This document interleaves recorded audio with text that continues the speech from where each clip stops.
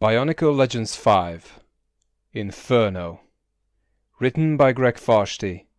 Recording by Nemetron. Chapter 6. Vezon yanked hard on the chain he held. In response, the head of the giant spider he rode jerked up. The creature bared its multiple vicious fangs and gave a savage hiss. It crawled a few paces toward the assembled piraka, its red eyes glaring fiercely at them. There was something revolting about its every movement. "You're early," said Vezon. "Or are you late? I never can keep those two straight. Not that it matters very much down here. Had a little problem with the Nemetron, did we?" "You were up there?" asked Thok, never taking his eyes off Vezon's monstrous mount. "I was down here," Vezon corrected.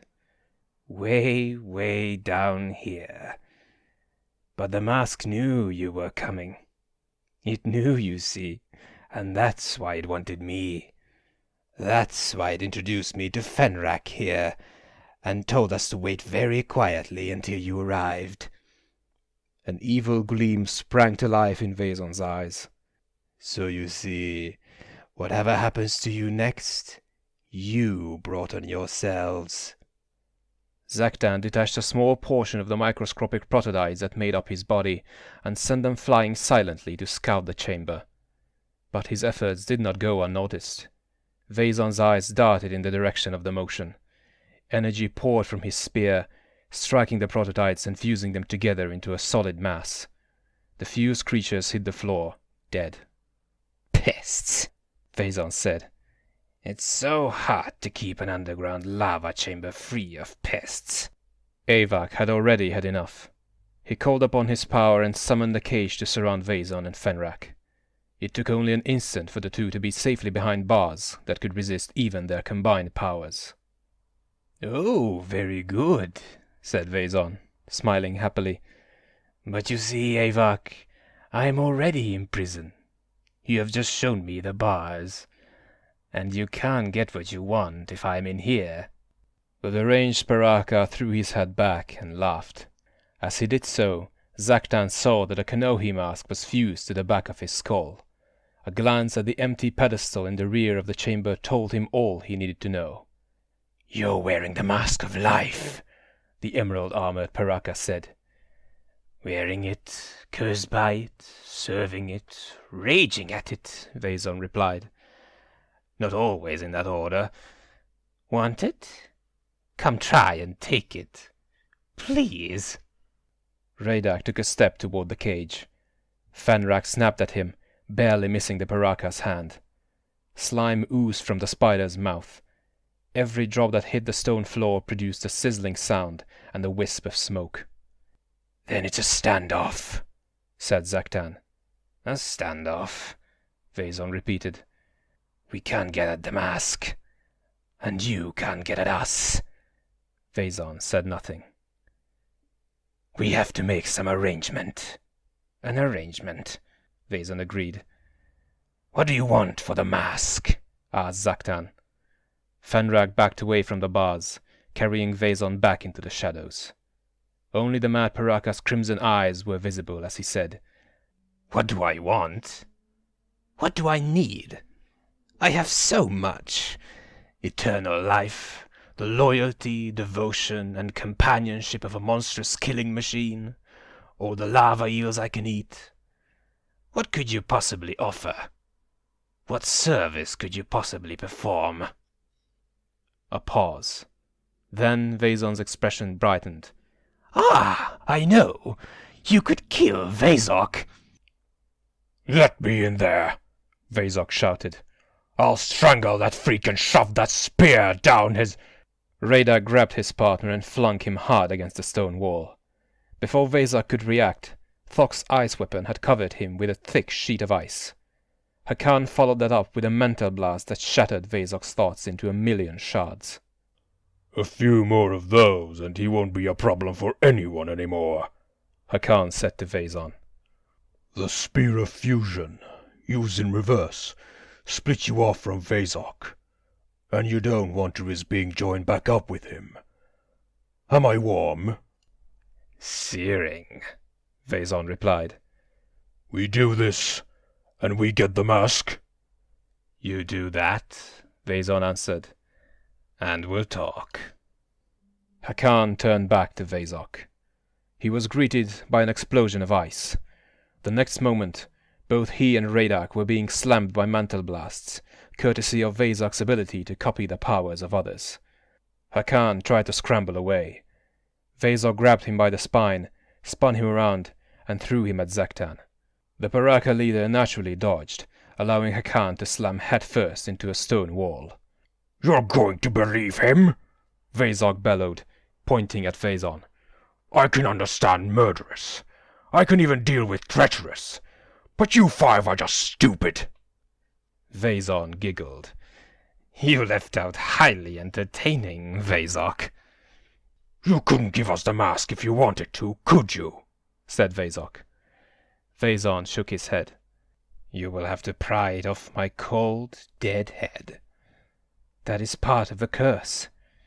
When I came down here, when I dared try to take the mask, it fused itself to me, just as it fused me to Fenrak here.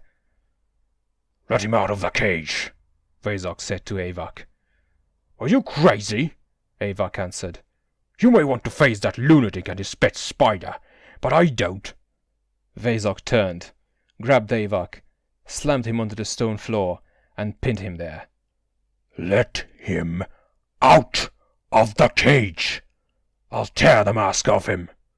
When Avak hesitated, Vezok used a borrowed mentor blast to knock him unconscious. The cage around Vezon disappeared.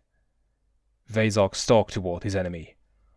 Now, you misshapen mockery of a piraka, we'll settle things once and for all. Then I'll rip the spear of fusion out of your claws and use it to put you back in me where you belong. The spear of fusion? Vezon repeated, as if in a daze. Then he looked down at the weapon he held, muttering, Ah, that's right. I do have that, don't I? A beam of energy shot out from the tip of the spear, bathing Vezok and Radak in its power. Instantly, the two of them were fused together into a lumbering, skull-faced giant. Vezon looked at his creation and was satisfied. Gesturing dismissively at the other piraka, he said, Kill them. The newly formed creature moved to obey. Born from two piraka, it was twice as eager to grind its enemies into dust, and then blow the dust away. You know, said Toahuki, I'm getting really tired of losing to those guys, even when it's our own fault. Harley sat on the ground, cradling her head in both hands. The proximity of the mask of life was making her head feel like it was going to split open. It's our own fault, said Tewajala, standing up amidst the rubble. We keep fighting like Matoran, trying to be honorable and merciful the way the Turaga and the Tuanuva taught us. Against the piraka, we might as well be wearing signs that say, "Stomp us," Kongu muttered. Then let's tear the signs off, said Matoro. I agree with Huki. I'm sick of winding up flat on my mask. Let's go, said Jala, marching toward the gate. And when we find them, we fight hard, and we fight dirty. The piraka have a long history of beating Toa. Well, it stops with us. Brutaka met Axonn's charge with one of his own. Just before they were going to collide, Axonn sidestepped and hit Brutaka with the flat of his axe. His foe went sprawling. Axonn had no time to enjoy his victory, though, for the dimensional vortex was still closing in. He grabbed his axe and swung it at the floating portal. Energy flashed from the weapon, driving the vortex back. Is this what we have come to?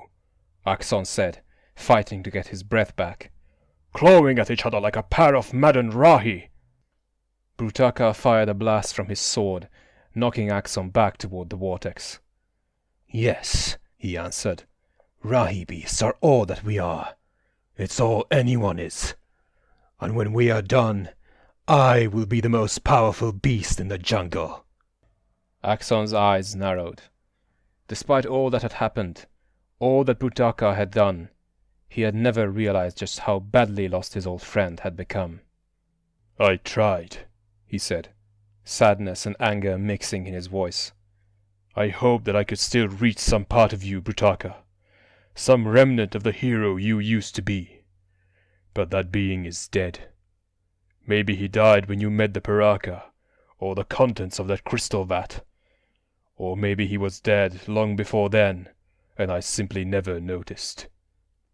Axonn started walking towards his former friend. Brutaka responded with another blast of energy. Axonn ignored the impact and the pain, and kept going. "I deny you," he said. Brutaka fired again, this time with enough force to bring down a Kanohi dragon. Again, impossibly, Axonn shrugged it off like it was a spring rain, saying only, "I renounce you." The vortex was drawing close again. Axonn ignored it. Brutaka tore a hunk of stone from the wall and threw it, hitting Axonn dead on. Axonn ignored that too. "You don't exist, Brutaka. You are just a hollow shell without a spirit. A void." Brutaka took a step backward. He had seen this happen once before. Axonn had been so consumed by a towering rage that nothing would bring him down. If the vortex did not claim him, he would crush Brutaka no matter what the cost in his own pain. Axonn kept coming. Brutaka's eyes lit on the crystal vat. Zamos' fears filled with the virus in that vat had increased his strength in the past. Exposure to enough of it would make him vastly more powerful than Axonn. He took a few steps toward it. The movement didn't escape Axonn. He stopped, reared back, and hurled his mighty axe. Brutaka screamed in rage and frustration as he saw the weapon soar across the room and smash into the vat. Razor-sharp shards of crystal flew everywhere. There was an explosion of darkness and sound as the virus was unleashed. The greenish-black cloud hovered for a moment near the ceiling before it began to dissipate, scattering to every corner of the fortress and beyond. Axonn could have sworn he heard a second scream then, one deeper and more guttural than Brutaka's, but he could see no source for such a sound. Axonn's weapon was flying back toward him, but Brutaka knocked it to the ground with his sword. Then he advanced, slashing the air with his blade, determined to down his enemy. "Don't you realize you're fighting for a lost cause?" Brutaka snarled. "Maybe," Axonn replied. "But don't you realize those are the only ones worth fighting for?" Drawing on his last reserves of energy, Axonn unleashed a blast of pure power from his hands. It struck Brutaka like a tidal wave. For just a brief moment before he fell, the light of sanity seemed to return to Brutaka's eyes. Then those eyes closed and he hit the ground. Axonn checked him to make sure he was still breathing. Then he picked up his axe and swung hard at the dimensional vortex. As Brutaka had predicted, his defeat had not caused the rift to disappear. The best Axonn could do was drive it away temporarily. He turned around, planning to drag Brutaka out of the chamber before the vortex went after its creator. To his surprise, Botar was already there. Although he had seen this particular Order of Matanui member before, his appearance, lean, strong body topped by a monstrous head with a tooth-filled maw, never failed to startle him. "Is this necessary?" Axonn asked. "What is the law?" Botar replied. "He made a mistake," said Axonn. "A bad one. But he doesn't deserve." Botar grabbed Brutaka and slung the unconscious warrior over his shoulder. "He does. What is the law? The law is the will of Matanui. Break that law and only the pit will welcome you. Will you let him go? Or will you challenge the law and risk sharing his fate, Axe Wielder?" Axonn's hand tightened on his weapon. He knew the miserable existence Brutaka now faced, and it sickened him. But he also knew that in all of recorded history, no one had ever prevented Botar from doing his duty. Brutaka would be condemned to the pit, with or without Axonn's consent.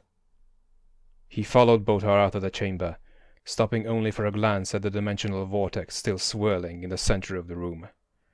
Once outside the stronghold, Botar stopped.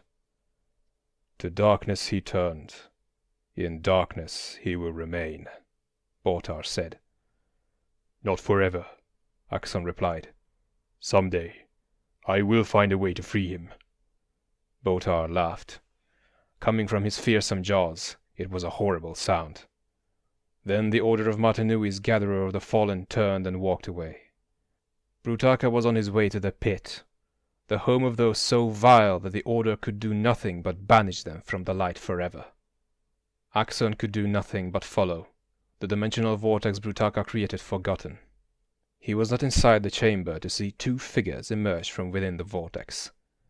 One was Toa-sized, her form shifting constantly as she adjusted to her new surroundings. The other was a huge Rahi, so gigantic he filled practically the entire chamber. "Well, we're here," said the smaller of the two. "Wherever here might be. Somehow, I don't think we're in Metru Nui anymore, Tartarak." End of Chapter 6.